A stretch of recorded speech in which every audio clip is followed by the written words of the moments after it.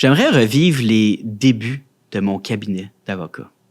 Parce que cette période-là, quand tu es devant l'inconnu, puis que tu n'as rien, tu n'as pas de paye qui s'en vient, tu n'as absolument rien, tu as un tableau blanc, puis tu peux construire ça comme tu veux. Puis les gestes audacieux que j'ai posés, comme je te parlais de marketing, puis tout ça, j'aimerais ça retourner à cette époque-là des fois. Parce qu'il y avait une naïveté quand même assez grande, assez importante. Puis des fois, c'est fou ce qu'une naïveté peut te permettre d'accomplir. Parce que tu vois pas les obstacles. Tu vois juste des solutions potentielles. Aujourd'hui, on reçoit un invité bien spécial, Philippe Coderre. Philippe, c'est un avocat en droit du travail et de l'emploi qui a décidé, en pleine pandémie, de fonder Coderre Avocat, un cabinet boutique qui place l'humain au centre de sa pratique.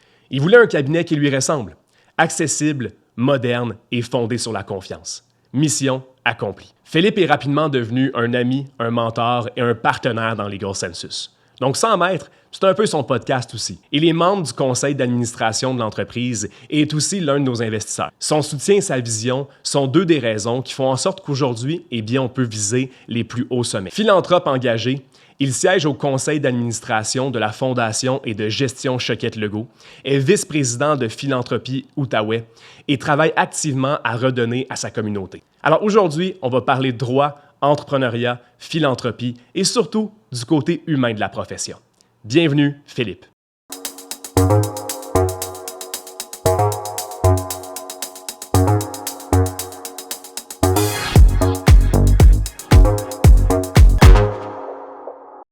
Écoute, Philippe, avant de se lancer dans la vraie raison pour qu'on est ici, puis de te poser les vraies questions, il y a une question que je me posais en m'en venant, puis c'est aucunement prévu, mais si jamais tu avais à te comparer à un personnage fictif du monde des films, des séries ou encore des livres, tu te comparais à qui?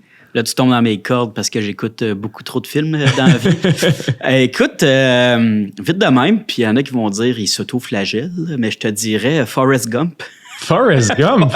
Voyons donc. C'est parce que, j'ai une vie assez particulière. Je me suis ramassé toute ma vie à plein d'endroits que je devrais pas être. Des concours de circonstances et tout ça. J'ai toujours pris des risques aussi qui m'ont mené à toutes sortes d'endroits. Là. Fait que souvent, je regarde ma vie puis je me dis, j'ai vécu déjà pour 2 vies complètes à l'âge de 37 ans, là, des fois. Là. Fait que Forrest Gump, c'est un peu ça.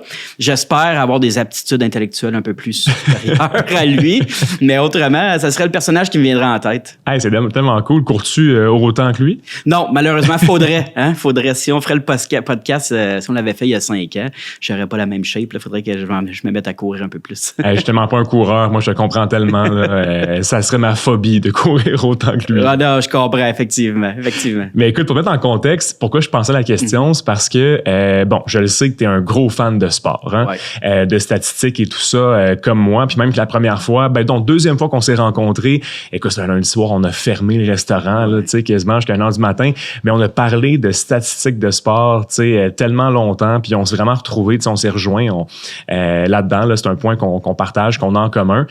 Puis moi, en fait, la comparaison que j'avais, c'était peut-être Fern dans Les Boys. Ah, peut-être, c'est vrai. Mais lui, il a une mémoire phénoménale des statistiques. Moi, j'ai une compréhension du sport. Là. Peut-être au baseball, je ressemble à Fern. Ouais, au baseball, je ressemble certainement à Fern. Ouais, tout à fait. Écoute, en parlant de sport, d'ailleurs, là, j'ai entendu dire une petite rumeur là, que tu étais sur une mission assez inusitée, soit de faire le tour de tous les stades de baseball professionnels en Amérique du Nord. Est-ce que c'est vrai? C'est vrai, puis c'est fait. Wow. Ça, c'était une bucket list que j'ai commencé en 2015. Je viens de rencontrer ma blonde. On a fait les Red Sox, les Cubs de Chicago. Elle a aimé ça. Je suis comme, je finis ça. Je fais la liste au complet. Toutes nos vacances d'été, depuis, ont tourné autour de cette mission-là. Donc, c'est une sainte d'avoir accepté ça, d'avoir fait des vacances à Minneapolis, au Minnesota, je veux dire. C'est pas l'endroit le plus exotique. Mais oui, puis j'ai terminé en septembre 2024 avec les A's d'Oakland. Ils déménageaient à Sacramento. Ouais. Donc, pour moi, c'était important de voir ce stade-là, même si c'était probablement le plus laid du baseball. Je suis content de l'avoir fait. Fait que j'ai fait les 30. J'attends le nouveau stade à Vegas en 2028 pour recommencer. Chaque fois qu'il va en avoir un qui va être ajouté, c'est sûr, je vais le faire. Ça, c'est certain. Hey, wow, c'est super cool, sérieusement. Puis ta femme t'a suivi dans tous ces stades-là? On a fait le calcul l'autre jour, elle en a vu 17. Quand même, là, c'est plus que bien des gens qui sont passionnés par le baseball. Elle aime ça, mais pas tant que ça. Là. Alors, elle en a fait 17 quand même. Le reste avec des amis.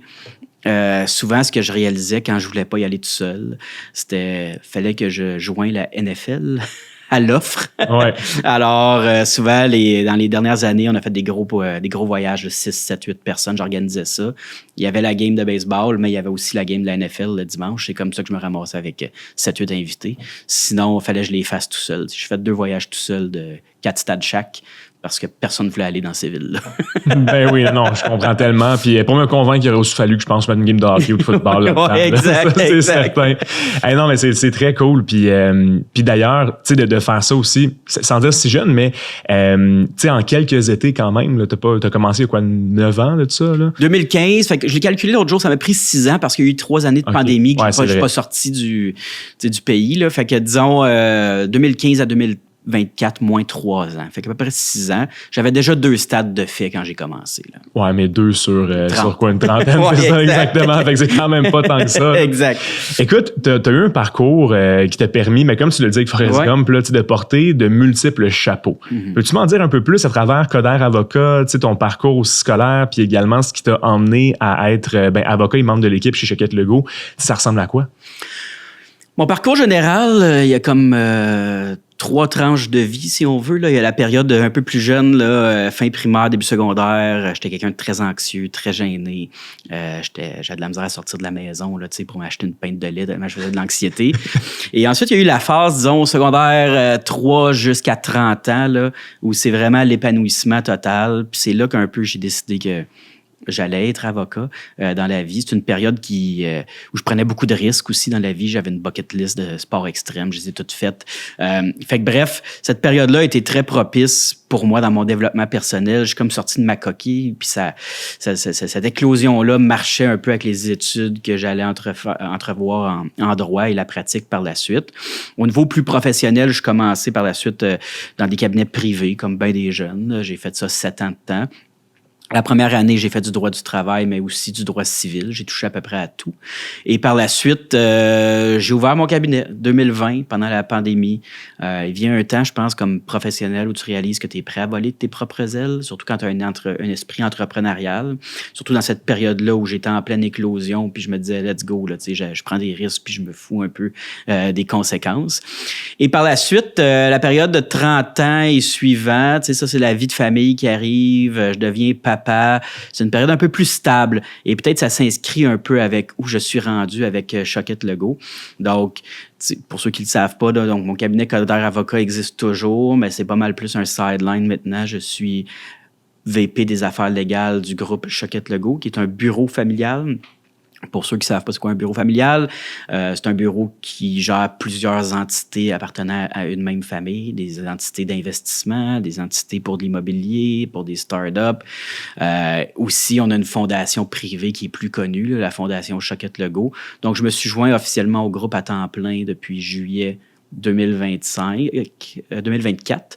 Et ça s'inscrit justement dans ma 3e phase de vie. Là, après l'anxiété, après les années folles, là, je suis rendu dans un mode un peu plus stable où ce qui me parle un peu comme professionnel est différent de ce qui me parlait quand j'ai commencé ma carrière. Oui, tout à fait. Puis d'ailleurs, c'est comme ça un peu qu'on s'est rencontrés là, avec Choquette Legault, parce que oui, vous êtes investisseur dans Legal Census, là, donc c'est votre podcast aussi. Hein? On a payé cher pour ça. Exactement. Donc là, tu as parlé de tes 3 premiers chapitres de carrière, de parcours. C'est quoi le 4e? J'ai pas la réponse. Comme Forrest Gump, tu te laisses aller. Tu sais pas, je pense que pour vrai, le prochain 10 ans va être consacré au bureau familial. On a plusieurs projets, c'est tellement stimulant. On a comme une carte blanche en ce moment dans ce qu'on peut faire. Puis l'équipe travaille là-dessus à mettre en place un plan stratégique. Donc, je pense que les prochaines années vont vraiment être consacrées à ça. Là. C'est comme mettre sur pied tous les projets que tu peux imaginer. Là, on est en train de travailler là-dessus.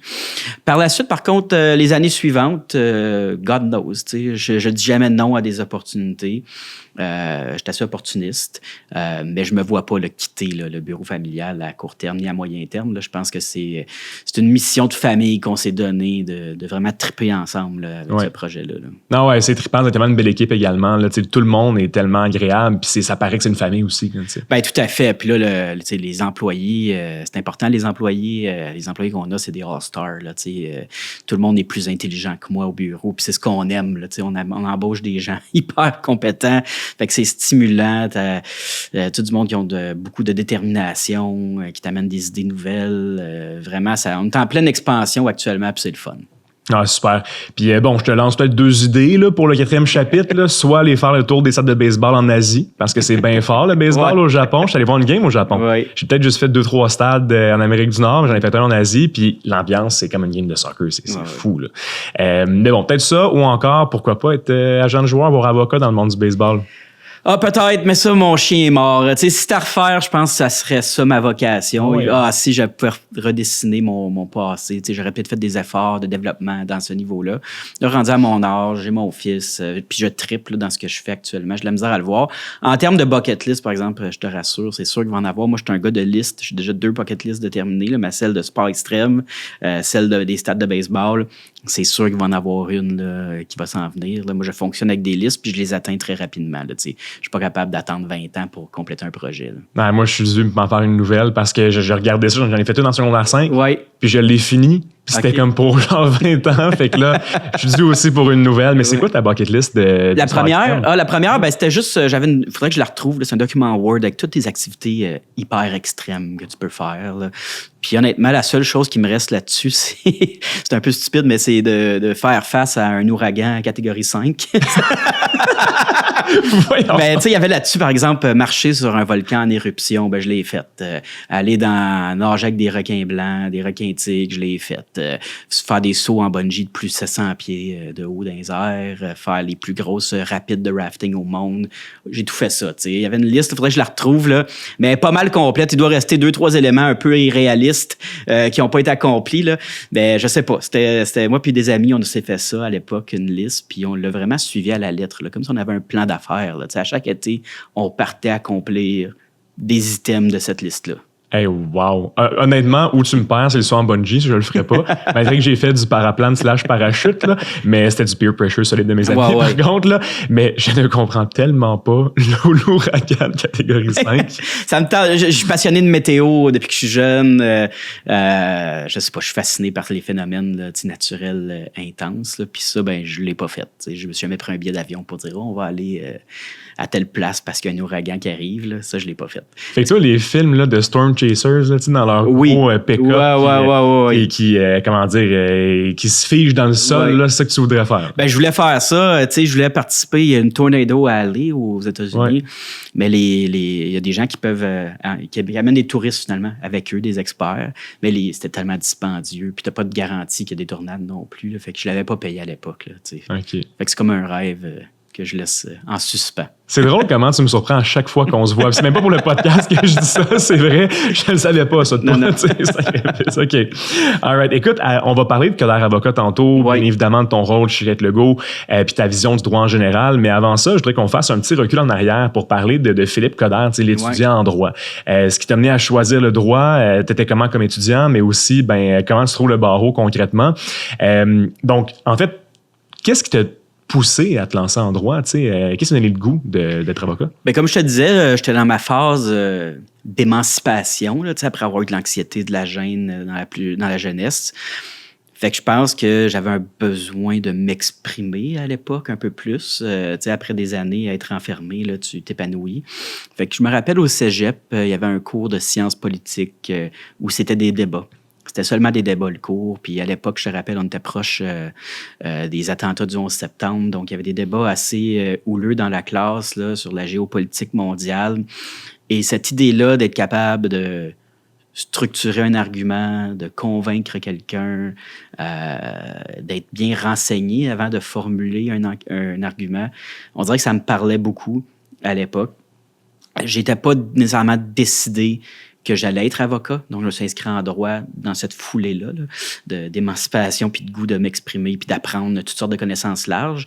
Mais j'avais aucune idée que ça me mènerait au métier d'avocat là, en pratique privée, encore moins à mon compte. Là. C'est toujours en attendant de. Donc, je fais ça Un peu comme Forrest Gump, on va utiliser l'analogie souvent, mais je me laissais un peu bercer par la vie. Là. Un peu, là, je me laissais, OK, j'ai fait mes études, je les accomplis. J'étais un étudiant très présent dans la vie étudiante, là, peut-être un peu trop. Là, j'étais partout, journal étudiant, les différents comités sociaux, je participais à des concours loufoques, etc. Puis par la suite, une fois que mon droit était terminé, ben là, tu es dans la phase... tant qu'à y être, tu sais. Ouais. Tant qu'à être rendu, tant qu'à avoir ma licence en droit, ben je vais aller faire mon barreau, que j'ai trouvé, c'est une expérience que j'ai trouvée très difficile, le barreau. Le programme a un peu changé. Dans le temps, tu avais 4 mois, tu avais différents blocs d'études là, selon la matière qui était enseignée. Tu avais 3 examens. J'avais trouvé ça tellement pénible. C'était comme un bootcamp, là, tu sais, c'est intellectuel. Là. C'était très, très tough. Et puis, ben là, par la suite, je suis devenu avocat parce qu'encore, tant qu'à y être, je vais faire mon stage. Puis là, j'ai appris et j'ai découvert le droit du travail dans la foulée de mon stage à la Commission des normes du travail. À l'époque, ça s'appelait comme ça. Et je suis allé en pratique privée. Puis depuis ce temps-là, je fais du droit du travail, tu sais, jusqu'à tout récemment, là, on peut dire, avec le groupe Choquette Legault. Donc, c'est un peu ça, le parcours.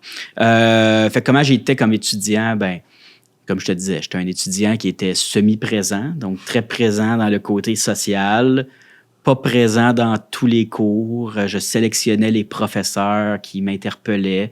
Je suis quelqu'un de très autodidacte. Je n'ai pas besoin là, que quelqu'un m'enseigne quelque chose. Si la matière documentaire existe, je vais la lire puis je vais me faire mon propre apprentissage, si on veut. Fait que j'étais pas le plus dédié à mes études, mettons. Là. Fait que tu skippais les cours des fois. Pas mal. Puis j'étais assez zen. Puis c'est peut-être pour ça la différence entre la licence puis le barreau. Là. J'arrive au barreau. Et là, j'avais retrouvé un peu cette anxiété-là que j'avais quand j'étais jeune, tu comprends? Ouais. Parce que là, tu réalises que, OK, c'est sérieux. Là. Il y a eu 3 ans d'études, 3 ans de frais de scolarité, tu arrives au barreau. Si t'échoues, c'est quoi tes options? Là? On dirait que tu as tout misé tes œufs dans le même panier. Là. Fait que moi, ça m'avait vraiment stressé. J'avais échoué les 2 premiers examens. Ah ouais? Ouais. Puis j'avais une grosse côte à remonter pour le dernier. T'étais à combien? Dans le temps, je pense que c'était 13 sur 30 après 2. Fait que c'était vraiment, j'avais des bonnes notes là, à la licence, donc j'étais vraiment pas là, dans les mêmes sphères. Et j'ai fermé mes livres après les 2 premiers examens. J'ai dit, moi, ça allait bien en droit quand j'étais pas stressé, puis je me laissais comme bercer par la vie, puis je faisais juste mes affaires normales sans me stresser. Puis j'ai eu une excellente note le dernier. T'sais. Sinon, je serais pas ici en ce moment en train de te parler, c'est sûr. J'avais déjà décidé de pas faire la reprise. Moi, si ça marchait pas, là, j'aurais fait d'autres choses. Ah ouais, OK. Ouais. Fait que toi, ça a vraiment commencé à mieux aller une fois que tu t'es dit, sais-tu quoi, je vais travailler moins fort. Oui, ben dans le sens que je me disais, la recette de mon succès a longtemps été ma confiance en moi que j'ai développée dans le 2e chapitre de ma vie. Fait que là, j'étais comme, OK, là, je suis en train de retourner dans le premier, là, puis j'aime pas ça, puis c'est pas une recette gagnante. Moi, faut que je sois préparé, c'est sûr, mais là, je me disais, je la connais, ma matière. Là. J'ai fait 3 ans de licence en droit. J'assiste aux différents cours donnés dans la formation du barreau. Ça me sert à quoi là, de lire la loi à tous les soirs, 7 jours sur 7, là, juste pour me sentir bien d'avoir lu la loi. Là. Je commençais à trouver que ça me créait de l'anxiété. Tu arrivais le lundi matin dans tes cours, puis le monde était comme moi, j'ai lu 12 lois en fin de semaine. Toi, t'as fait quoi? T'sais? Moi, j'étais comme j'ai joué au PlayStation. Là, quand j'ai décidé de fermer les livres, là, j'étais rendu très zen. Puis on dirait que j'ai réappris à aimer ça, parce qu'à la base, j'aime ça, le droit, là, sinon je serais pas là. Donc, j'aimais ça pendant la licence, apprendre sur le droit international, puis toutes sortes de matières comme ça. Rendu au barreau, j'aimais plus ça. Là. Fait qu'à partir du moment où j'ai fermé mes livres, là, j'assistais à mes cours, j'avais du fun. Il y avait des plaidoiries à faire, des interrogatoires, des ateliers comme ça. J'avais du fun. Et là, j'ai fait mes examens sans stress, puis ça a fonctionné. Alors, tu vois que la gestion de stress, c'est capital de nos jours et depuis toujours, j'ai l'impression. Ben oui, c'est certain. Puis le moment full circle, ce que je trouve super intéressant dans l'histoire, c'est que maintenant, tu enseignes au barreau. Oui. J'enseigne à l'école du barreau. Le programme a un peu changé, donc j'ai enseigné le même programme que j'ai subi. Oui. Donc, j'ai enseigné le volet droit du travail pendant un certain temps. Puis c'était particulier parce que le droit du travail, c'était le dernier bloc. Donc, les étudiants avaient l'examen 3 jours après mon dernier jour d'enseignement. Là. Ils n'avaient pas la tête toute là. Évidemment, j'étais empathique à leur situation. Fait que j'ai toujours essayé de rendre le cours plus léger là, que stressant. Et maintenant, c'est la négociation que j'enseigne. Ça, c'est très, très léger. C'est très plaisant. Les étudiants sont motivés. Puis j'ai bien du fun à faire ça. Ah, cool. Puis justement, si tu avais coulé ton examen du barreau, là, tu serais dirigé dans quelle sphère? Ben là, c'est ça. J'avais quand même aimé le droit du travail. Donc là, je m'étais inscrit à une maîtrise en relations industrielles à l'UQO, comme plan B. Maîtrise que j'ai quand même entamée entre mon barreau et le moment où j'ai trouvé mon stage. Et puis, je pense arrêter ça. Est-ce que ça serait resté, cette maîtrise-là? Je ne sais pas. C'était comme mon plan B. J'aimais beaucoup le milieu de travail, les milieux de travail en général, la dynamique humaine dans les milieux de travail. Fait que je pense que je me serais aligné peut-être dans, justement, le conseiller en ressources humaines ou des trucs du genre. T'aurais été bon. Honnêtement, je t'aurais vu faire ça. Mais c'est sûr que je préfère que tu sois avocat maintenant. Là, on ne s'est pas rencontrés, mais quand même. Toi, tu fais la course au stage? Du tout. Du tout. Ça m'a jamais stressé, ça m'a jamais inquiété. J'ai toujours trouvé que pour moi, ce que j'étais à l'époque, là, où c'était une perte de temps. Dans le sens que pourquoi me donner des tâches de plus quand je suis déjà à la licence en droit, occupé dans toutes sortes d'activités sociales, occupé à réussir mon droit et à bien le réussir. Alors moi, j'ai pas fait ça. J'ai attendu la fin du barreau. Je me suis donné même plusieurs mois avant de chercher. Puis finalement, j'ai trouvé un stage à la Commission des normes du travail. Donc, j'ai été très chanceux parce que dans la région de Gatineau, je cognais aux portes des cabinets puis ils me disaient, bon, qu'est-ce que tu veux faire? Droit du travail. Ouais. Il n'y en a pas une tonne qui font ça. Puis c'est pas... C'est ça, c'est pas très fort là, dans le sens que c'est pas le domaine le plus niché, le plus exploité à Gatineau. Ouais. Donc, c'était très difficile. Et là, l'opportunité à la Commission des normes du travail est arrivée. Puis, je disais, mon Dieu, je suis chanceux. Là, c'est vraiment ça que je veux faire. Oui, exactement. Puis c'est quoi ton opinion en général de la course au stage? Parce que des fois, j'ai l'impression que ça peut être toxique. Là. Ben, ça doit ressembler à l'ancienne formule du barreau, peut-être. Okay. Le côté compétition, comme je te racontais, le lundi, moi, j'ai lu 12 lois. Toi, tu as fait quoi en fin de semaine? J'ai l'impression que ça peut peut-être ressembler à ça, là, une certaine compétition entre ceux qui postulent. T'as postulé chez qui? T'as-tu eu un appel? T'as-tu eu un courriel de confirmation? Mais moi, je l'ai pas fait. Fait que j'ai pas vraiment d'opinion là-dessus, dans le sens que j'ai pas participé, justement parce que je trouvais ça toxique de l'extérieur. C'était peut-être un préjugé, je l'ai pas vécu. Mais j'ai vu des collègues de classe avec des très cernés là, pendant cette période-là. Puis moi, je leur rappelais, écoute, ça te sert à quoi la course au stage si t'échoues tes cours? Parce que tu mets plus de temps dans tes études. Il y en a qui on dirait que tout leur temps était consacré à ça. Ah ben oui, durant quasiment quelques semaines du moins, là, c'est ça. Puis le monde skip leur cours, vont à Montréal à la limite. Ouais. Mais tu m'as déjà mentionné que tu as fait le programme coop. Oui, oui. Je fais le programme coop. C'est ma seule expérience d'entrevue avec des grands cabinets de Montréal. Puis ça avait été peut-être un échec lamentable. Ma personnalité ne fitait pas vraiment. Puis comme je te dis, je n'étais pas dans un mode de recherche, d'accomplissement. Je me rappelle, il y avait une question d'entrevue qu'on me racontait, puis qu'on me posait, puis c'était comme, c'est quoi ton pire défaut? Question classique. Je réponds, mon ex-copine. Tu sais, c'est sûr, j'avais pas le stage, là. On s'entend dessus, là, gros cabinet, des gens sérieux. Puis je les comprends, là. Ils ont dû dire, ce gars-là, il est pas mature, il est pas assez mature, là, pour venir chez nous. Puis il avait probablement raison, là, tu sais. Moi, je l'ai trouvé bonne, la joke, là, honnêtement. Mais... Moi, je la trouve pas. Fait que, tu sais, c'est ça, c'est ma seule expérience dans une entrevue, concernant une entrevue dans un grand bureau. Puis j'imagine que quand on parle de course au stage, on fait surtout allusion à ces bureaux-là, beaucoup, là.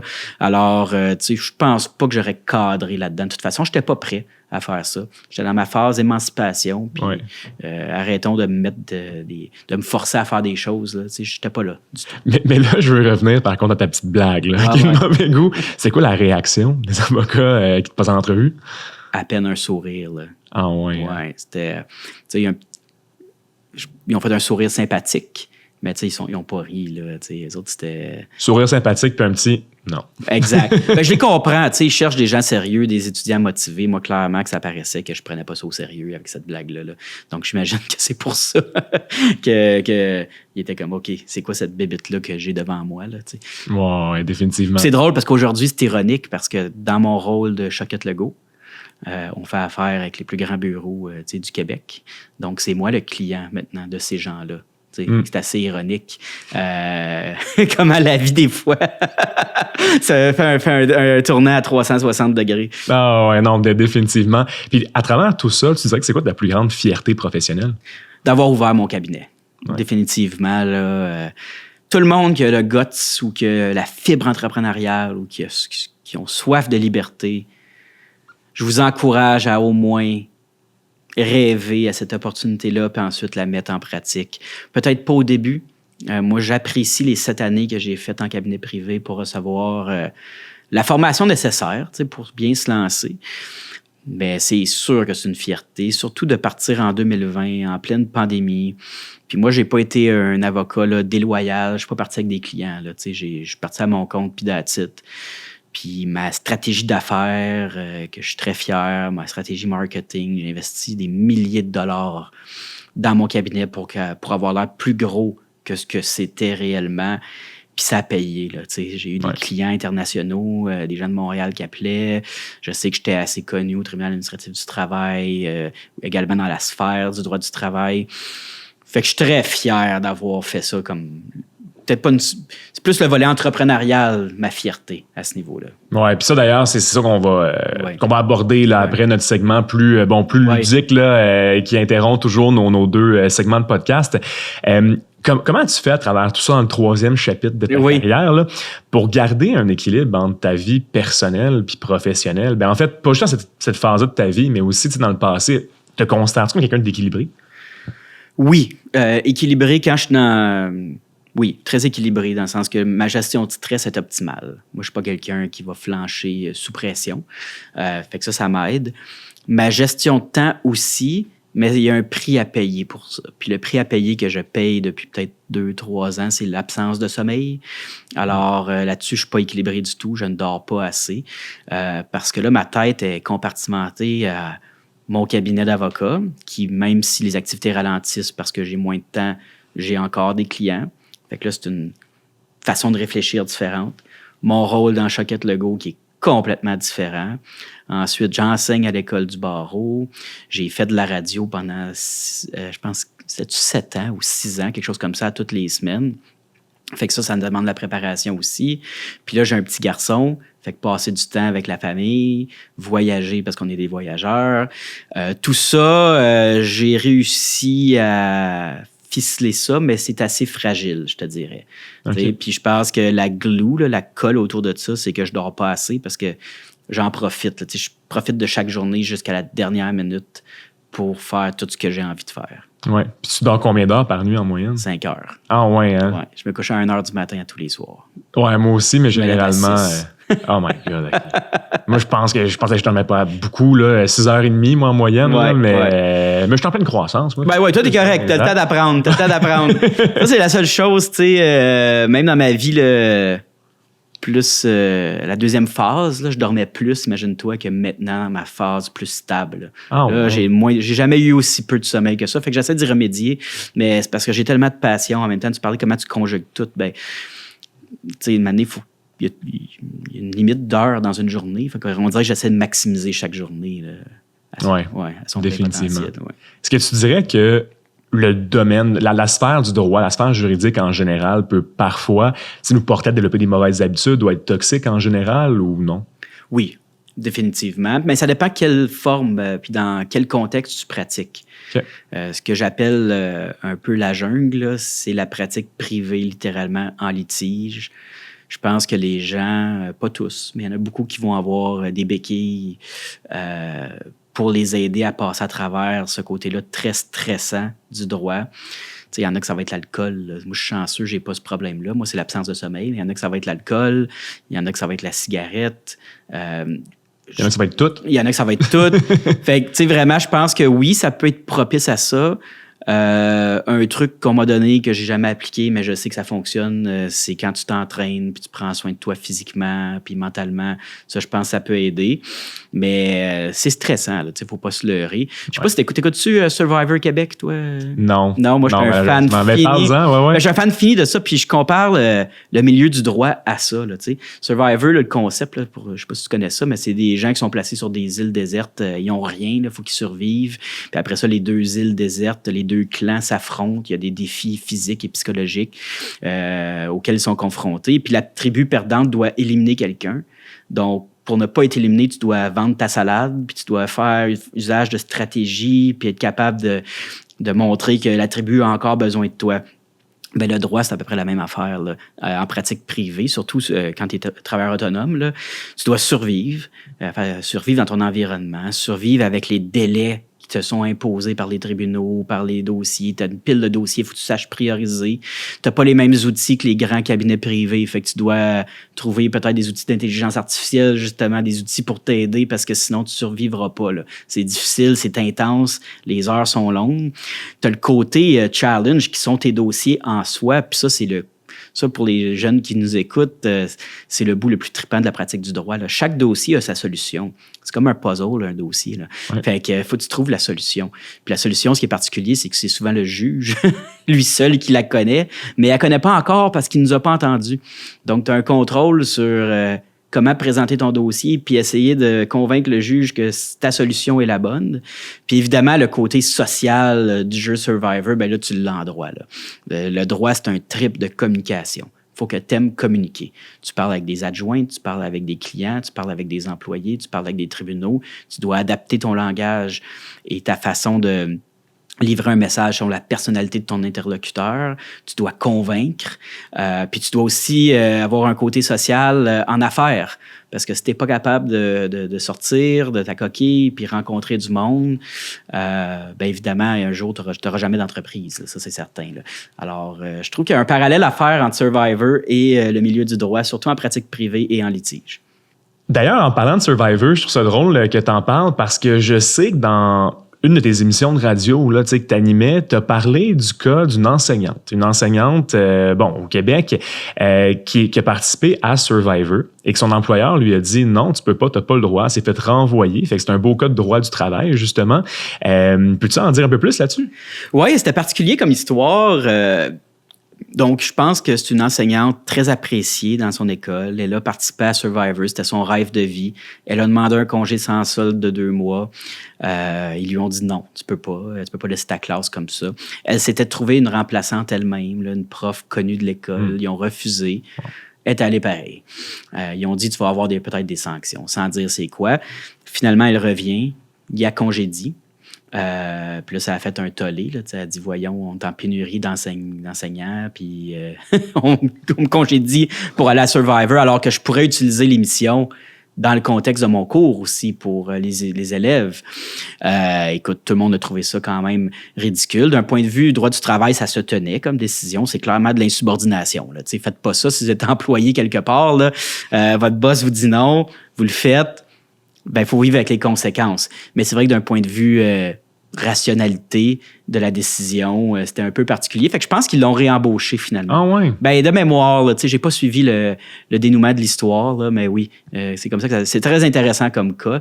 C'est un cas qui était plus politique ou du moins médiatique que d'autres choses, parce que d'un point de vue droit du travail, c'est 1+1. Là. Insubordination, congédiement, c'est quelque chose qui va ensemble bien souvent. Ouais, ben c'est certain, surtout qu'on parle de quelqu'un qui est allé à Survivor, fait que entre guillemets, personnalité publique pendant quelques mois minimalement, là, fait que c'est sûr que c'est médiatique comme cas. Ben oui, oui. Exact. Mais bon, fait que on va mettre fin au premier segment pour se lancer déjà dans l'objet qu'on demande à tous nos invités d'apporter, qui les représentent, hein, qui nous font découvrir une autre facette de leur personne. Ça, tu as été super transparent puis tu as envie depuis le début, fait que je pense que les gens savent un peu à quoi s'en tenir puis tu te diriges vers quoi, mais qu'est-ce que tu nous as apporté, Philippe? J'en ai amené 2. Je savais pas quel choisir, c'est pour ça. Alors, c'est quoi ça? Ça, c'est une baguette d'un drummer d'un groupe que j'aime beaucoup qui s'appelle System of a Down. OK. J'ai assisté au Rockfest, je pense en 2014-2015. C'est un groupe que j'écoutais à tous les jours, full monstre, 50 000 personnes. Je m'en vais dans le mosh pit pour être le plus proche possible. La foule est condensée, c'est pas plaisant. Et à la fin, ils lancent la baguette dans la foule. Et puis, ça tombe sur 2-3 têtes. Ça tombe dans mon œil, ça tombe dans mes mains. Il y a plein de gens qui veulent me la voler. J'ai un ami qui étasse tout, puis je finis avec la baguette. Fait que ça, c'est un objet qui me représente. Je vais revenir tantôt sur pourquoi. Le deuxième, c'est une balle de baseball, évidemment. Donc, c'est une fausse balle que j'ai attrapée au Dodger Stadium. Ouais. Puis l'anecdote derrière ça est quand même inusitée. J'étais en 2009, j'étais avec mes amis, on n'a pas une scène, mais moi, je voulais aller voir une game de baseball au Dodger Stadium. J'avais pas encore le projet de voir tous les stades, là, mais je voulais voir celui-là. On achète des billets à un scalper. puis on les surpaye. Des billets en haut, là, dans le pit, qui valent 20 US, on les achète 80 chaque parce que c'est Salcombe ce soir-là. On est tellement content qu'on donne un pourboire de 20 US au scalper. On arrive à la porte, c'est des faux billets qu'on a achetés. Et là, il reste 3 places dans le stade. Et la dame est mal à l'aise. Elle dit, je peux pas vous vendre ça, les gars. Là. C'est cher. C'était 250 US le billet en 2009. Première rangée. Et puis, finalement, on dit, let's go, on le fait. On y va. Évidemment, première rangée, je ramasse une fausse balle, qui était comme quelque chose que j'avais toujours voulu faire. Et le parallèle entre les deux, que moi, je parlais de Forrest Gump tantôt, c'est un peu « you make your own luck » dans la vie, tu comprends? Puis je pense que ça représente bien ma vie de me retrouver à des places puis en retirer de grands bénéfices en raison de risques que je prends. Si je ne vais pas dans le mosh pit au Rockfest, je ramasse pas cette baguette-là.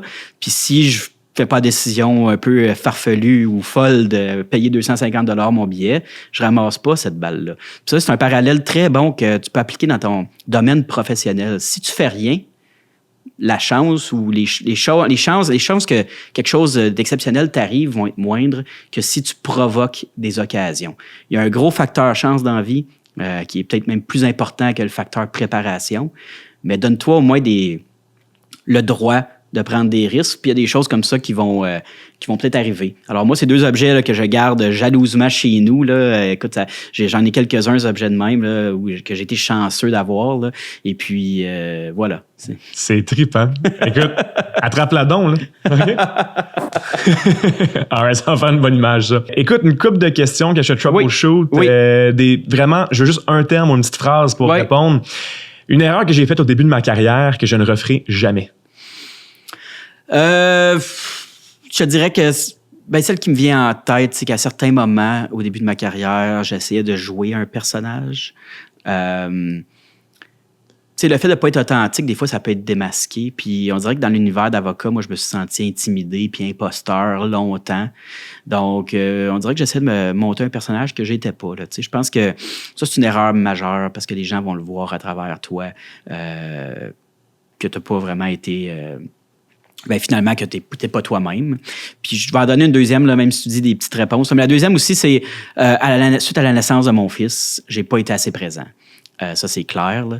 Puis j'ai continué à travailler, puis tout ça. Puis ça a eu un impact sur ma santé mentale à un certain moment. Tu as le bébé nouveau-né à la maison, tu as ta job temps plein, tu essaies d'aider aussi le soir, la nuit.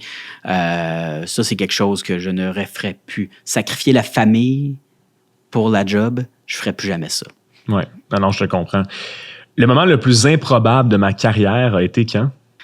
Définitivement, un appel conférence quand j'étais un avocat de 3 ans de pratique, 4 ans de pratique avec un CEO international à New York. Il y avait un enjeu de sécurité, santé-sécurité au travail d'un établissement de Gatineau dont le siège social était à New York. Puis ça s'était rendu aux oreilles du CEO puis de la grosse équipe de direction. Puis l'avocate qui avait le mandat de ce dossier-là n'était pas disponible. Elle a dit, tu vas aller faire cet appel-là. Et lui, il avait son attitude très cow-boy américaine de « OK, tel employé a fait telle erreur, là, on le claire. » Puis la directrice de l'établissement essayait de lui dire « C'est pas comme ça au Québec. » Et là, pendant cet appel-là, j'ai intervenu avec confiance, il y en a qui vont dire avec arrogance, puis on a commencé un échange de comme 5 minutes, moi et le CEO, dans mon anglais très cassé, où je lui explique qu'il a tort, puis que c'est pas comme ça au Québec, puis que la directrice locale a raison, puis que s'il nous paye pour pas recevoir nos conseils, ben je vois pas c'est quoi notre rôle dans cet appel conférence-là. Bref, c'est devenu chaotique, mais finalement, il a entendu raison, puis il a appliqué la stratégie qu'on voulait appliquer. Alors ça, je me suis pincé pendant cet appel-là, parce que je me suis dit... Qu'est-ce qu'un petit gars de Gatineau, tu sais, qui avait même pas l'ambition d'être avocat nécessairement, se fait dans un appel conférence avec un CEO comme ça qui était quand même connu, puis s'obstinait avec pendant 3-4 minutes. C'était assez improbable, ce moment-là. Fait que t'as sauvé la joue de quelqu'un, là. Non, je pense pas que ça aurait été jusque-là. Je pense que le risque dans cet appel-là, c'était plus pour mon bureau, là, parce qu'il aurait pu dire, ces avocats-là, on les tasse. Là. Je pense pas que la directrice aurait été en danger. Elle aurait appliqué, elle, la décision du CEO, mais peut-être la job de la personne fautive, là, peut-être que cette personne-là, oui, elle a eu quelques jours de plus à cause de ça. Si je pouvais dire une phrase au Philippe Coderre étudiant en droit, ce serait? Fais-toi confiance. Fais-toi confiance parce que honnêtement, l'instinct, suivre son instinct, ça a été ma recette gagnante. Fait que l'étudiant, mettons, pendant les nuits d'études à la dernière minute parce que j'ai pas assisté à mes cours ou des choses comme ça, puis que ça te donne un certain stress quand même, ben j'y dirais ça. Fais-toi confiance, ça va bien aller. Suis tes instincts t'ont toujours servi. Ce serait le meilleur conseil que j'aurais pu me donner à l'époque, moi. Les avocats sont trop? Ah, j'allais dire narcissique, mais c'est pas le mot que je veux employer. Ils sont trop peut-être fragiles dans leur amour-propre. C'est un métier d'ego. Même si on dit que c'est pas le cas, là, c'est un métier d'ego. Surtout quand tu es avocat plaideur, là, tu livres une prestation. Puis ta prestation est évaluée par le juge, mais par ton client aussi. Puis tu veux que ça se passe bien. Fait que moi, ce que je dis toujours à mes étudiants en droit, c'est quand vous allez être avocat, là, quand vous allez rentrer d'une salle de cours, vous déposez votre mallette, vous déposez vos dossiers, puis vous déposez votre ego aussi. Parce qu'il va être écorché, votre ego. On a tendance à être un peu trop fier, un peu trop fragile, puis se sentir peut-être plus important que qu'est-ce qu'on est réellement. OK. Un très bon conseil. Si tu pouvais revivre un seul moment de ta carrière, ce serait lequel? Ben là, c'est sûr que je pourrais rentrer dans des dossiers spécifiques, mais j'ai le secret professionnel parce que j'ai eu des dossiers à la Suits, là, littéralement, là, assez plaisants que, mon Dieu, que j'y revivrais ces dossiers-là. La réponse, disons, plus générale, un moment de ma carrière que j'aimerais revivre. J'aimerais revivre les débuts de mon cabinet d'avocat. Parce que cette période-là, quand tu es devant l'inconnu, puis que tu n'as rien, tu n'as pas de paye qui s'en vient, tu n'as absolument rien, tu as un tableau blanc, puis tu peux construire ça comme tu veux. Puis les gestes audacieux que j'ai posés, comme je te parlais de marketing, puis tout ça, j'aimerais ça retourner à cette époque-là des fois. Parce qu'il y avait une naïveté quand même assez grande, assez importante. Puis des fois, c'est fou ce qu'une naïveté peut te permettre d'accomplir parce que tu vois pas les obstacles. Tu vois juste des solutions potentielles. Maintenant, je suis un peu plus mature. Avant de prendre des décisions, je réfléchis à toutes les options, tous les risques parce que j'en ai vécu des échecs, j'en ai vécu des succès. Mais à l'époque, j'avais aucune conscience de ça. Moi, j'avais fait 7 ans de pratique en pratique privée dans ma tête. Ça va bien aller. Let's go. J'avais mon plan marketing, puis j'étais très naïf. Puis je retournerai à cette époque-là. Super. D'ailleurs, c'est un super beau pont vers le deuxième sujet que je voulais aborder, étant entreprendre en droit, l'histoire de Coderre Avocat. Fait que, bon, on le sait, Coderre Avocat, c'est un cabinet spécialisé en droit du travail. Tu as vécu comment, la transition entre être un avocat en pratique privée à te lancer à ton propre compte? C'est une transition sur 2 volets. Le volet professionnel, il n'y en a pas de transition parce que le métier d'avocat en droit du travail, c'est le métier d'avocat en droit du travail. Fait que tu sois à ton compte ou pas, un dossier, c'est un dossier. Là, ce qui est particulier, c'est le dossier affaires. Là, on dirait qu'il faut que dans ta tête, tu départages tes décisions, puis juste en fonction de... tu fais plus juste réfléchir finalement au client. Tu réfléchis aussi à toute la maison que tu es en train de bâtir, le côté business. Puis cette transition-là a pris un certain temps. Parce que quand je me suis lancé en affaires, j'avais une naïveté, mais j'avais aussi le sentiment d'imposteur, là, de qu'est-ce que je fais là, ça n'a pas de bon sens. Fait que ça m'a pris du temps à peut-être même charger au client la valeur réelle de ce que j'aurais dû leur charger.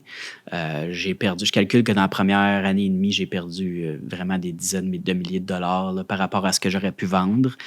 Mais ça, c'est de l'expérience. Hein. Tu ne peux pas toujours regretter. Là. Tu dois composer avec la situation dans laquelle tu es, puis ces challenges-là, finalement, ça te permet d'apprendre. Là. Fait que cette transition-là de avocat à homme d'affaires, puis bon homme d'affaires, ça a été quand même assez long. OK. Puis c'est certain que quand tu te lances ton propre compte, ton propre cabinet, comme tu l'as dit, on n'est plus juste avocat, on est aussi entrepreneur, on gère les ressources humaines, on gère le marketing, on gère les finances. Surtout dans les débuts, justement, là, y a-tu un élément qui t'a surpris? Ou encore, t'es-tu surpris dans une des sphères de l'entreprise dans laquelle tu te disais « Eh, boba, et ça, j'aime moins ça finalement » ou « ça, je suis bon ». Ben d'abord, comptabilité, positivement. Moi, là, ma comptabilité, là, je suis obsessif avec ça. Okay. Je sais où ce que chaque scène noire est allée. J'adore faire ça. Tu sais, à un point tel où si t'as à refaire, j'aurais peut-être été en comptabilité tellement j'aime ça. Le côté bizarre, parce que moi, je donne des conseils depuis 12 ans à des employeurs sur comment bien gérer leurs employés. J'ai pas été le meilleur employeur, mettons. Pas que je faisais du harcèlement psychologique, loin de là. Au contraire, très soft, pas assez impliqué non plus peut-être dans comment bien apprendre aux personnes à faire leur travail. J'avais pas cette patience-là, alors que moi, j'enseigne aux employeurs à avoir cette patience-là. Donc, l'expression coordonnée mal chaussée, là, ça peut pas être plus applicable là, qu'à cette situation-là. Ça m'a vraiment surpris. Pas capable de m'affirmer avec les employés qui ont des mauvais plis puis laisser les choses aller, alors que je dis tout le temps aux employeurs, faites pas ça, bâtissez votre dossier. J'ai pas fait ça. Puis ça m'a surpris. Nous, les employés, on les partageait là, entre Coderre Avocat puis Choquette Legault à l'époque. Là, je travaillais pas pour Choquette Legault, mais on se partageait les employés. Fait qu'eux, une chance, en ont bien pris soin. Des employés leur ont offert de la formation et autres. Mais moi, là, j'ai été épouvantable comme gestionnaire d'employés. J'avais pas le temps, on dirait, ou la patience de mettre le temps, de dire, OK, je vais te montrer comment il faut faire les choses. Moi, tu devrais savoir tout. Tu sais, puis c'est ironique là, quand je m'écoute parler, puis c'est tellement ironique parce que les clients qui vont écouter ça vont dire « Mon Dieu, il nous a toujours dit de faire le contraire. » Ben effectivement, faites ce que je dis, mais pas ce que je fais. Ah non, mais c'est tellement important. Puis c'est vrai, même pour moi, c'est un choc. Tu sais, gérer les employés, c'est difficile de prédire comme, tu sais, comme avec des finances. On peut prédire le cash flow, on peut prédire quasiment les revenus. Bon, des surprises, c'est sûr des fois, mais quand même, jusqu'à un certain point. Mais l'humeur d'un individu, plus difficile. Exact. Ouais. Les aléas de la vie de la personne qui vient dans ton bureau pour te les raconter, alors que toi, tu as comme 10 000 choses auxquelles tu dois penser. Tu as ta propre vie aussi. Tu as ta propre vie. Puis moi, je pense que ça a été le choc. Je me suis lancé en affaires pour être libre, pour ne pas avoir de patron. J'aimais ça, là, l'idée de pouvoir m'absenter quand je veux. Quand tu as des employés, tu viens de perdre une partie de cette liberté-là. Automatiquement. C'est vrai. Fait que ça, je pense que ça m'a peut-être plus irrité que je voulais me l'admettre, ce volet-là. J'ai réalisé que, OK, j'allais en affaires pour une raison X, mais finalement, j'ai des employés, donc j'ai un devoir d'être présent, j'ai un devoir de ne pas m'absenter aussi souvent, j'ai un devoir de faire attention aux finances aussi, tu sais, pour des commandites, dire non des fois parce que j'ai des salaires fixes à payer là, à chaque 2 semaines. Alors, ce volet-là, ça a été un choc de voir que je n'étais pas bon là-dedans. Oui. J'ai l'impression qu'on développe un peu au niveau commandite marketing. Tantôt, on a parlé un petit peu, tu as pris des risques, tu voulais quasiment jouer la game Catch Me If You Can, là, d'avoir l'air plus gros que tu étais réellement. C'est quoi les éléments les plus, pas les plus loufoques, mais on va dire les plus risqués, les bêtes les plus gros que tu as pris? Là? Ben d'abord, je disais oui à toutes les commandites, là, peu importe le prix. Là. Donc, j'ai mis des milliers de dollars. Là. Ça n'avait pas rapport à ce que je mettais.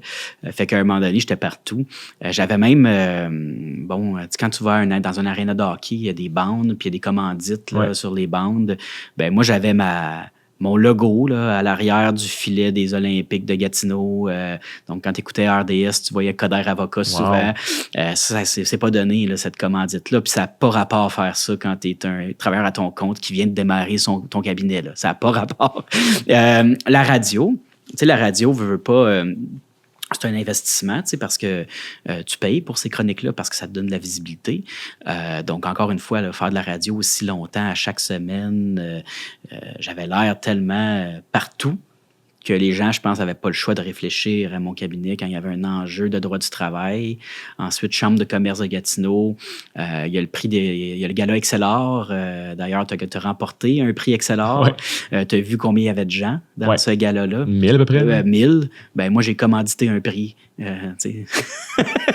Prix employeur de l'année, faut que je fasse un discours devant tout le monde pour remettre le prix. Ça avait l'air tellement gros, mon cabinet. En plus, j'avais partagé mes bureaux avec le groupe Choquette Legault. La fondation est très connue. Donc là, ça avait l'air de une grosse affaire, mon affaire. Puis honnêtement, j'en suis fier parce que ça m'a donné des clients de qualité là, partout au Québec. Là. Ah, ben c'est certain. Puis j'imagine que la bande là, aux Olympiques, c'est plus un rêve de petit gars là, aussi. Là. Ben oui, là, on a parlé de sport beaucoup dans le podcast depuis le début. De voir Coder, là, mon petit gars était impressionné de voir notre nom de famille sur une bande. Je trouvais ça cool. Là, je trouvais c'est bien. C'est une équipe que j'ai toujours encouragée depuis que je suis jeune. Puis de pouvoir payer des commandites, c'était plaisant. Mais il y avait quand même une question de visibilité. Ça m'a donné des dossiers. Il y a des gens qui ont vu la bande, puis ils étaient aux Olympiques, puis ils ont pris le téléphone, puis ils m'ont donné des mandats. Ça a-tu valu la peine de faire tous ces efforts marketing-là? Ça a-tu été rentable au bout de la ligne? Très rentable si tu les fais tous. C'est ça qui est ironique. Ah ouais. C'est que si tu en fais juste un, ça ne l'est pas. Ça sert à rien. Une commandite sur une bande, à part de donner 3-4 dossiers, là, ça ne te donne rien. Des entrevues à la radio, ça ne te donne pas grand-chose nécessairement. Ça ne veut pas dire que ça va prendre toujours les mêmes auditeurs. Mais si tu cumules tout ça ensemble, c'est que là, ton nom est partout. Donc, l'erreur que j'ai peut-être faite au niveau marketing, parce que j'étais un peu... j'ai 37 ans, mais j'étais un peu un dinosaure là-dessus, les réseaux sociaux. J'ai pas été assez présent. Je pense pour avoir une approche optimale, j'aurais dû être plus présent sur les réseaux sociaux, comment dire Google et autres. Là. Ça, j'ai peut-être raté le bateau un peu. Je pense que ça aurait vraiment donné du poids à toute mon initiative. Parce que tu aurais les gens qui m'auraient vu sur les réseaux sociaux, puis après ça, tu te promènes dans la ville, puis tu vois des affiches partout. Là, je pense que ça aurait été encore plus fort. Fait que ce que je dirais par rapport au commandite, la leçon que j'en tire, c'est go big or go home, honnêtement. Parce que des petites commandites ici et là, je pense que ça donne rien. Honnêtement, ça donne rien. T'sais, les gens, ils vont passer devant... par exemple, si tu commandites un tournoi de golf, OK, tu as ton logo au trou numéro 18. Ben, les gens, ils vont le voir, puis c'est tout. Là. Ils vont passer à autre chose. Mais si tu es à chacun des tournois de golf, là, de m'amener, le nom rentre dans le subconscient un peu plus. Fait que c'est ça. Depuis que tu as lancé Coder Avocat, tu dirais avoir dépensé combien en commanditant en marketing? J'ose pas le dire. Non? Non. Je vais faire un guess, tu disais en bas, en haut? OK. 250 000. Ah non, en bas. OK, en bas quand même, oui. OK, je pense que tu allais me sortir de quoi comme 2 millions. Non.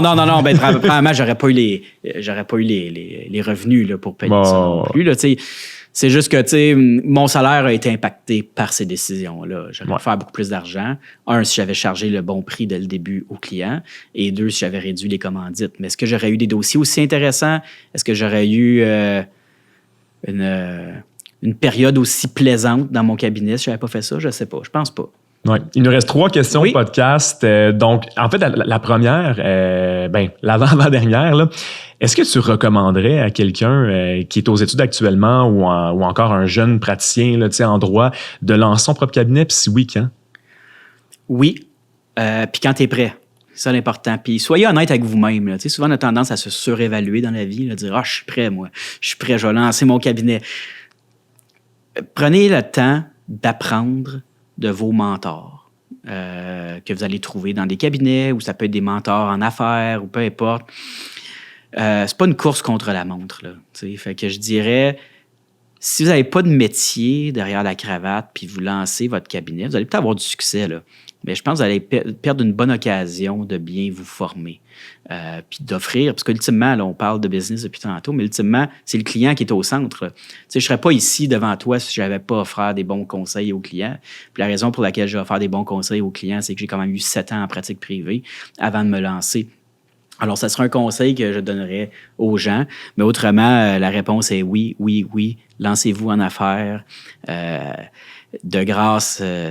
essayez de ne pas embarquer dans le modèle où tu travailles pendant 15 ans pour un cabinet, le partner va jouer au golf, le partner va en vacances, puis je ne dis pas qu'il ne travaille pas fort, là, mais ultimement, tu travailles ses dossiers à sa place, puis c'est ça le modèle d'affaires, là, on s'entend, là, puis toi, tu es du cheap labor pendant ce temps-là un peu. Là, fait, si vous avez l'esprit entrepreneurial, go, là, faites-le, ça va être plus payant pour vous, puis vous allez être libre. Quels sont les outils, qui t'ont aidé ou qui peuvent aider quelqu'un qui veut lancer son propre cabinet ou encore quelqu'un aux études en droit? Parce qu'il y a tellement de plateformes, puis ça, on connaît les CANI, SOCI, tout ça, mais en dehors des bases de données juridiques, c'est quoi les outils qui existent, qui peuvent aider, comme les étudiants ou encore les propriétaires de cabinet, à gérer puis à faire croître leur cabinet? Ça te prend absolument un logiciel de gestion. Il y en a qui travaillent avec des feuilles Excel, puis des trucs... faites maison, là, faites pas ça. Là. Moi, j'utilise Jurist Concept, qui est une plateforme québécoise. Ça te sauve beaucoup de temps. Ensuite, c'est évident qu'en 2025, puis c'est pour ça qu'on se connaît d'ailleurs, l'intelligence artificielle va prendre de plus en plus de place. Je ne connais pas tout ce qui est sur le marché actuellement. Il y a peut-être rien sur le marché actuellement, mais il va y avoir des choses sur le marché. Alors, si vous vous lancez solo, n'ayez pas peur de la technologie. Parce que quand tu te lances à ton compte, tu es à arme inégale contre un cabinet plus important. C'est évident. Comme je parlais tantôt, le partner donne son dossier à des jeunes. Il y en a 3 qui travaillent sur le dossier. Lui, effectivement, il fait son travail à la fin, puis il révise tout, puis il prépare son procès. Là. Je ne suis pas en train de dire qu'il ne prépare pas, mais ultimement, il y a une armée de personnes qui travaillent pour lui. Quand il s'en va à procès contre toi, il y a eu plusieurs paires de yeux qui ont regardé le dossier. Quand tu es tout seul ou avec un employé, plus difficile. Alors, n'ayez pas peur de la technologie, utilisez-la à outrance. C'est ça qui va niveler le terrain de jeu peut-être un peu, là. Oui, puis je sais que toi, tu utilisais en fait, c'est sûr, je le dis à tout le monde, là, mais utiliser Legal Census. D'ailleurs, on va sortir un produit pour juristes très bientôt. Donc, avocat, fait que utilisez ça, c'est un peu ce que Philippe dit. Mais je sais aussi que tu utilisais une plateforme pour avoir du référencement client, me semble. Oui, ça, c'est vrai que ça peut être utile. C'est une plateforme qui s'appelle Jurigo. Donc, je me suis abonné à plein d'affaires comme ça, là. Ça, c'était pour du référencement. Donc, tu t'abonnes comme avocat, tu donnes t'achètes des espèces de jetons, là. Puis, quand ils te donnent une référence, tu perds un jeton. Et ça, c'était des références qui venaient de partout au Québec. Donc, ça, c'est un exemple de plateforme qui peut aider. Moi, je rentrais ça dans la boîte technologie un peu, là. Sortez des sentiers battus, essayez de trouver des trucs qui peuvent vous aider, que ce soit en référencement, soit pour la recherche, soit pour maximiser votre gestion comptable de votre cabinet. Faites pas l'erreur. En tout cas, à mon avis, ce serait une erreur d'être chez vous, essayer de couper là-dessus là, les frais que ça coûte, puis de se dire, moi, tout faire moi-même, moi, me faire mes beaux fichiers Excel, puis moi, me faire des belles fiches de compte client là, à la main. Là. Ça fonctionne pas. Là. Je pense que c'est difficile. Puis écoute, dernière question que j'aurais pour toi avant qu'on puisse clore. Comment trouver son why, sa raison d'être en droit? T'es philosophique. Oui. Comment trouver sa raison d'être? C'est parce qu'il n'y a pas de réponse. C'est sûr que ça part de aimer ce que tu fais. Là. Ça, c'est la première des choses. Quand je te parlais tantôt que j'avançais tout le temps en attendant que éventuellement, le mur que j'aurais frappé, c'est si j'avais pas aimé le droit du travail. Si j'avais continué de faire juste parce que c'est la vie qui me guide vers ça. Puis, fait que ça, je pense que c'est important. Puis par la suite, comment trouver... Tu sais, moi, le droit du travail, je peux pas l'expliquer. C'était... Tu me donnais un dossier de vice caché, puis je m'endormais. Ça m'intéressait pas. C'était lourd, là, traiter le dossier. Droit du travail, j'avais la même passion que quand je regarde les statistiques de baseball. Ouais. C'est comme ça que tu trouves ton X. Tu le sais. C'est quoi le domaine d'activité qui te convient? Fait que d'abord, tu as la question du domaine d'activité, puis ensuite, tu as la question de dans quel environnement ça va être propice pour toi de pratiquer le droit. Si tu as un petit cabinet, si tu as ton compte, si tu as les gros cabinets, si tu es avocat conseil, si tu es avocat dans une entreprise un peu comme je fais présentement au sein du groupe Choquette Legault, tu vas le sentir par la passion que tu as en travaillant. Parce qu'on a parlé de tous les enjeux, c'est stressant. Donc, si tu n'aimes pas ça, être malheureux au travail plus le stress, c'est une bonne combinaison, ça, pour avoir des problèmes de santé mentale, c'est certain. Alors, ce serait le meilleur conseil. Là. Vous allez ressentir en dedans de vous quand vous êtes passionné. Comparez ça à votre meilleure passion que vous avez, là, extra-professionnelle, ça peut être le cinéma ou peu importe. Puis dites-vous, quand je travaille dans ce domaine-là ou dans cet environnement-là, est-ce que je ressens à peu près la même chose? Puis comme ça, tu tombes sur ton X. Super, un super bon conseil à appliquer pour tout le monde, jeune ou moins jeune. As-tu un dernier message à dire à l'auditoire avant qu'on se quitte? C'est un beau métier. Je sais pas, c'est qui ton auditoire? Je sais pas si c'est-tu des étudiants en droit? Étudiants jeunes professionnels, oui. Bon. Alors, honnêtement, c'est un très beau métier. laissez-vous pas intimider par l'industrie. Je pense que c'est un métier où il y a de la place pour toutes les personnalités, surtout. Moi, c'est comme une des leçons que j'ai eues aussi. Tout le monde peut trouver son compte. Puis, si vous avez des questions, des conseils, moi, j'aime ça, aider les gens, prendre des cafés, discuter avec les jeunes. Fait qu'hésitez pas. Super. Donc, on va mettre les coordonnées de Philippe à l'écran, le site web ou quoi que ce soit. Sur ce, un gros merci d'avoir été des nôtres. Merci beaucoup, Philippe, d'avoir accepté notre invitation. Alors, merci beaucoup. Bonne fin de journée et créez votre compte Legal Census. Merci.